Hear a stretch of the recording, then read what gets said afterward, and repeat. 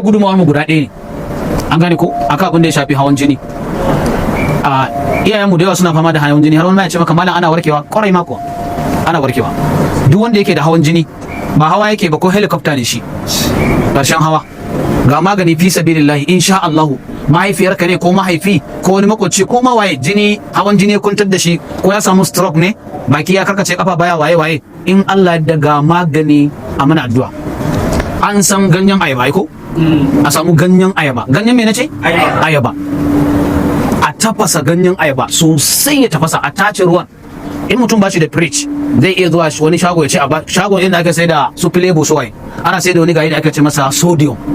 Duk maganin da kaga ko abu an ajiye shi baya lalacewa, wannan sodium din ake sa masa. To sai mutum ya sai sodium, ko da na naira 50 ne, in yayi galan sai ya zuba sodium din a ciki, a dinga ba wa mahaifiya ko mahaifi mai hawan jini, ko ya kure.